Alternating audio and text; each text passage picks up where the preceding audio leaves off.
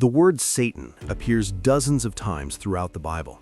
Demons show up repeatedly in the Gospels, and the book of Revelation describes terrifying beasts and a dragon. Spiritual evil is not a side topic in Scripture.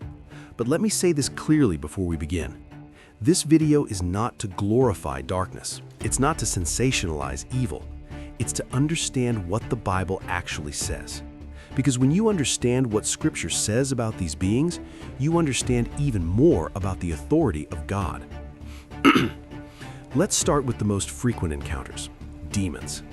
In the Gospels, demons, often called unclean spirits, appear regularly during the ministry of Jesus. One powerful example is Mark 5. Now listen carefully to this. Mark 5 verses 12 to 13 says, "And they begged him, saying, 'Send us to the pigs, let us enter them.'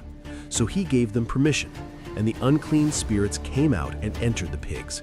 And the herd, numbering about 2,000, rushed down the steep bank into the sea and drowned in the sea." Earlier in the chapter, the demon says its name is Legion because many demons had entered the man. This is intense. But notice something important. They beg. They ask permission. They cannot act independently. Another example is Mark 1 verses 25 to 26. But Jesus rebuked him, saying, "Be silent and come out of him." And the unclean spirit, convulsing him and crying out with a loud voice, came out of him. They obey, every time.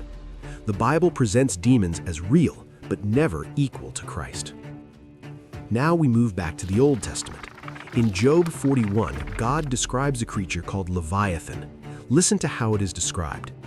Job 41 verses 18 to 21 says, "His sneezings flash forth light, and his eyes are like the eyelids of the dawn. Out of his mouth go flaming torches, sparks of fire leap forth. Out of his nostrils comes forth smoke, as from a boiling pot and burning rushes. His breath kindles coals, and a flame comes forth from his mouth." Earlier in the chapter, it describes his scales as tightly sealed, his teeth as terrifying, and his body as untouchable by weapons. It sounds overwhelming, but remember, God is the one describing Leviathan. And the point of Job 41 is not to magnify Leviathan, it is to magnify God. If Leviathan is untamable by man, it is still under the sovereignty of its creator. Now, the beast from the earth. Revelation 13 verses 11 to 13 says, "Then I saw another beast rising out of the earth. It had 2 horns like a lamb, and it spoke like a dragon.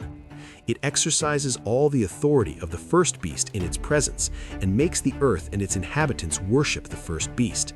It performs great signs, even making fire come down from heaven to earth in front of people."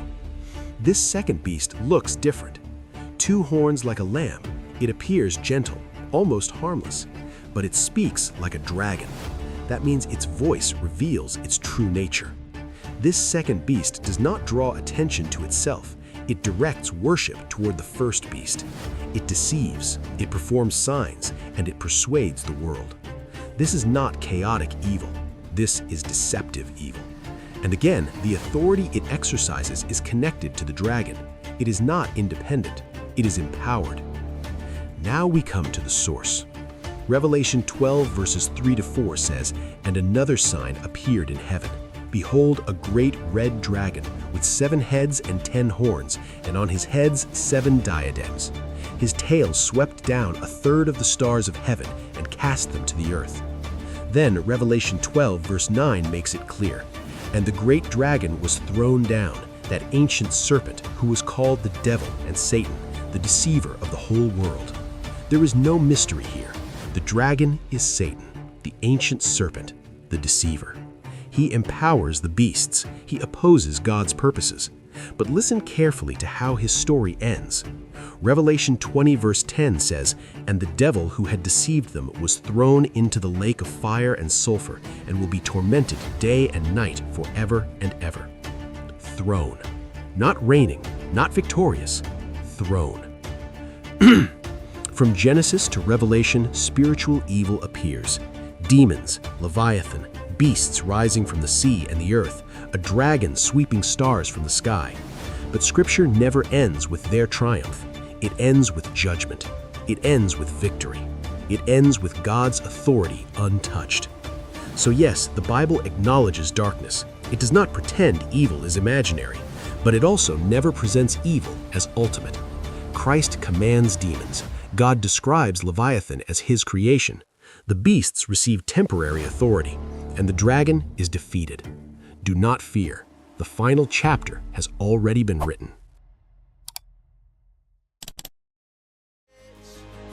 My courage, you're fighting for me to the end. My only shield, my one defense, you are my